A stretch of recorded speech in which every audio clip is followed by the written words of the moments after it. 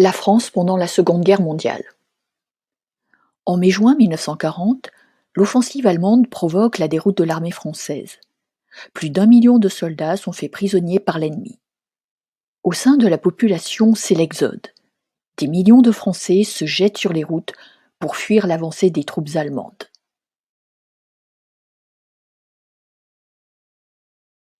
Le maréchal Pétain devient le président du Conseil, le chef du gouvernement, le 16 juin 1940 à l'âge de 84 ans. L'armistice est signé à Rotonde le 22 juin. Il prévoit la reddition de l'armée française et la division du pays en deux parties.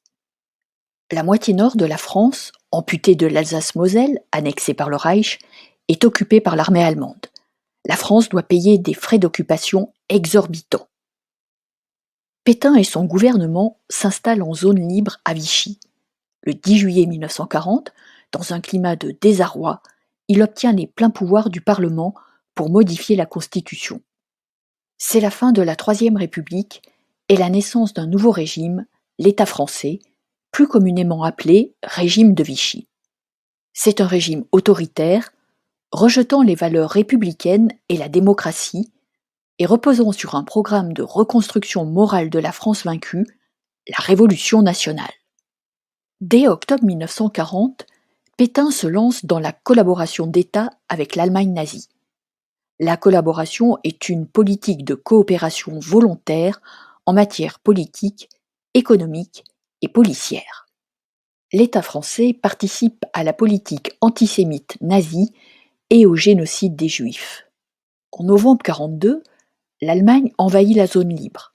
Les partisans d'une collaboration plus poussée entrent au gouvernement. La résistance naît en réaction à l'armistice et au régime de Vichy. Deux résistances s'organisent. Dans son appel du 18 juin 1940, prononcé à Londres, le général de Gaulle appelle à poursuivre les combats. Une résistance extérieure se met ainsi en place. Il met sur pied une armée de quelques milliers d'hommes, les Forces françaises libres, les FFL, majoritairement composées de soldats coloniaux destinés à combattre aux côtés des Alliés. Parallèlement, la résistance intérieure se développe. Des Français entrent en lutte clandestine contre les Allemands et le régime de Vichy. Progressivement, des groupes se structurent, comme Combat ou Libération Sud. Leurs actions sont diverses, tracts, sabotage, création de journaux clandestins. À partir de 1943, beaucoup de jeunes fuyant le STO, le service du travail obligatoire en Allemagne, viennent grossir les rangs des maquis et harcèlent les troupes allemandes. De Gaulle charge Jean Moulin d'unifier les mouvements de résistance intérieure. Il crée ainsi en 1943 le CNR, le Conseil national de la résistance, afin de préparer la libération de la France et la refondation de la République. Le CNR reconnaît De Gaulle comme chef de la France libre. En 1944, les Alliés débarquent en Normandie en juin et en Provence en août.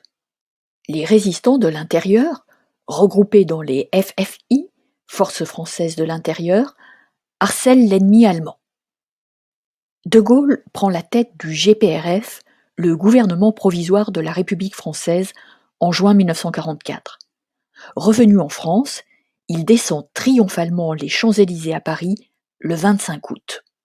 À la fin de l'année 1944, presque tout le territoire français est libéré, mais la guerre en Europe n'est pas encore terminée.